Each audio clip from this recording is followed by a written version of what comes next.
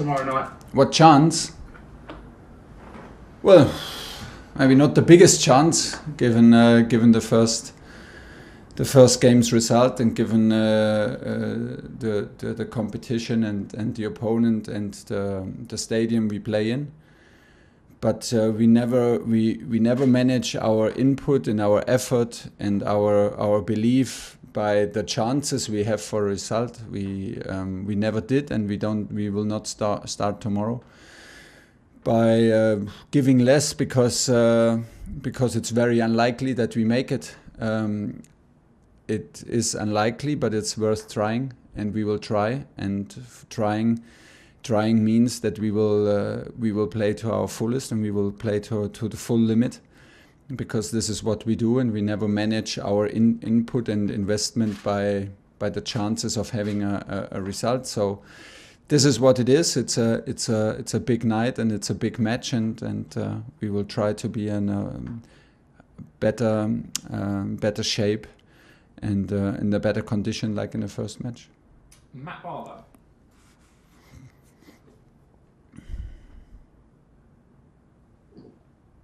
Good morning, Thomas. Hi. Hi. You started to answer this, I think, in the last question, but I wanted to say, if this is the end, if this is where your title defence ends, how do you want it to end? How do you want it? How do champions end that defence? Yeah, by not accepting it in before it ends. I mean, by not accepting and by leaving everything on the pitch that we have, and by showing that we can work harder, that we can play better, that we know that we can take more risks, and that we show our true face and live up to our full potential. That's what we should do first, and then we accept what comes out of it. Scott Trotter.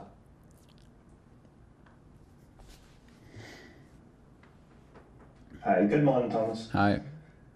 Hi there. Basically, just wondered if you could give us an injury update on Lukaku and obviously Azpilicueta's COVID situation. And with the tight turnaround once again, just how much extra can you prepare for Real Madrid this time compared to last week from what you learned in that game?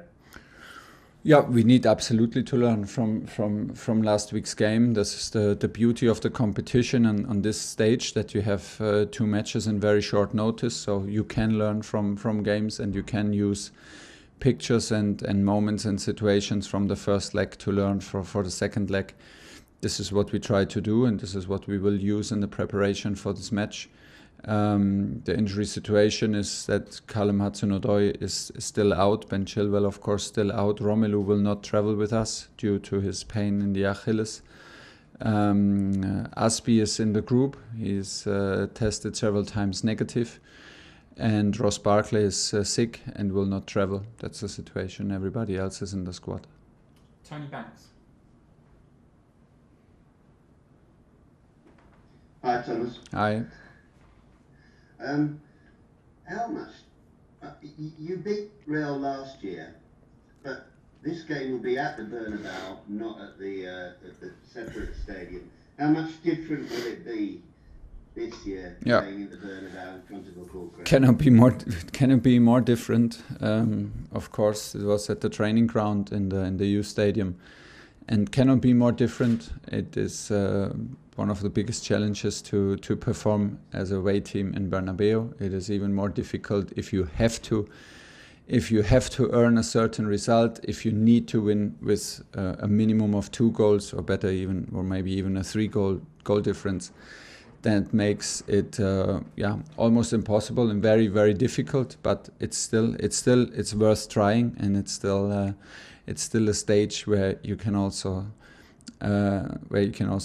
overperform. We need to overperform. It's like I said, not easier, and the opposite, but at the same time a big experience to learn from, and maybe experience to take and overperform. Jacob Steinberg.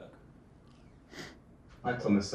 Real have obviously great players, but a lot of those players are in their 30s, and there have been times this season when teams have been able to exploit that. Were you surprised that you couldn't make the physicality more of an issue last week, and is that maybe the key to tomorrow night, to making that part of your game stand out more?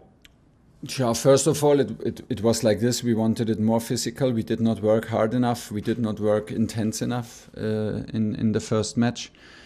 Second of all, we face a huge disadvantage in terms of physicality, because Real Madrid has a whole year with 5 changes, and we play the most demanding league, and we played the most matches throughout the season and throughout 22. So it's not always easy to play a physical game. We are a team that needs the physicality, the sharpness, and the commitment and the investment to be a special team. We could not implement that. We could not implement that enough in the last match. This was also due to their quality and their capacity to slow the game down, to control the match by ball possession. This is what it is. We had, for example, last season the second leg in an empty Stamford Bridge, of course, but we were very, very intense. We looked at the data again. It was a very intense match. But we lost ball possession also, clearly. So ball possession alone for the opponent is not the statistic that logically says that you don't have an intense game. We struggled last week to implement that. We struggled with our counter pressing and finding work and finding intensity in runs. Can we do it now? Let's see. The game is totally different, but we will need to find a way to play a more physical game, and of course, this is a part of the solution. Okay, last question today for Thomas. Matt Dunn.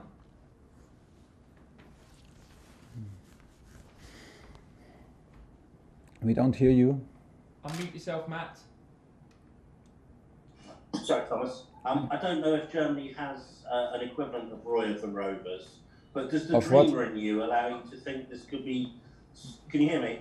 Yes. Can you just explain the context of Roy of the Rovers, please? It's a childhood book. Tomorrow night, with everything that's gone on, about a boy. Could tomorrow night be... Can the dreamer of you think that this could be the stuff of schoolboy heroes and a fantastic script to be written? Well, nothing...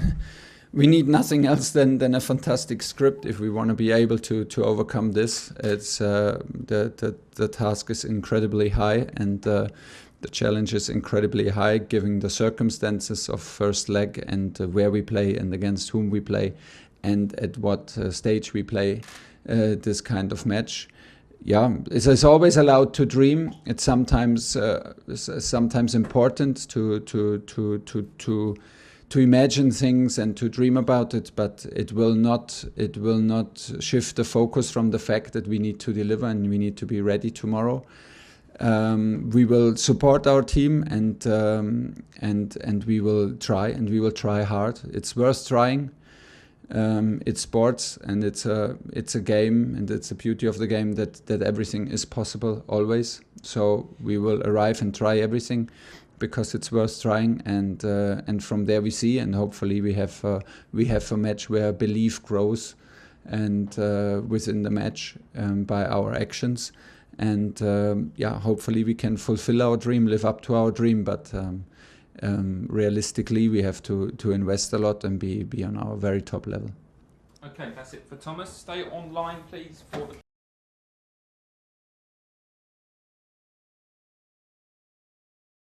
you. Thomas Tuchel suggests it's highly unlikely that you can progress to the next stage. How do you feel about Chelsea's chances tomorrow night? Of course, we have our chances, and we are motivated to show our best tomorrow. We didn't have our best game, and the result is not good in the last game, but there is hope, and we are motivated to show our best. So it will be a quality game, and we are looking forward to it.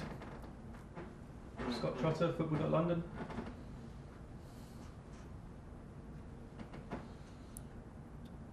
Hi, Matteo. Hello. A lot of people obviously expected you to perhaps start last week. Is it frustrating seeing the game pan out like that with you unable to do anything until you're on the pitch? It's always difficult when you not play. Doesn't matter the opponent. but the manager always decides who is going to play and who not. So I was prepared to come in and to be ready when it's my call, because we are a team and you cannot play 20 players at once. So that's it, and the most important is that we are now together, everybody of us, to show our best tomorrow. Okay, Tony Banks. Hi, Matteo. Hello. I read that Luka Modric is one of your heroes as a footballer. You look up to Luka. He's 37, I think, in December. He's still a magical player, as we've seen for Real, very influential. First of all, why do you admire him? And secondly, how can you stop him? The last question is quite difficult to answer. It's difficult to stop him because he's an amazing player, and he's Croatian, and I admired him when I was a child. He played for my favorite club, which was Dinamo Zagreb, and now when we have become good friends, I admire him even more. So great person, great player, and I'm looking forward to play against him tomorrow again. Okay, we'll go to Matt Barlow. Hello, Matteo. Also on Modric, can you tell me why he's remained so good for so long, and do you think he is better than ever?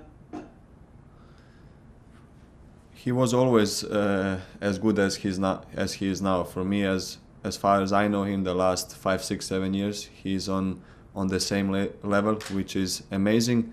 And why is that good? Is because he loves football so much. He lives it every day. He's a professional, and if he keeps going like this, I see him still playing 3, 4 more years on such a high level. Okay, just a reminder for everyone to raise their hand if they'd like to ask a question. We'll go to Jacob Steinberg next.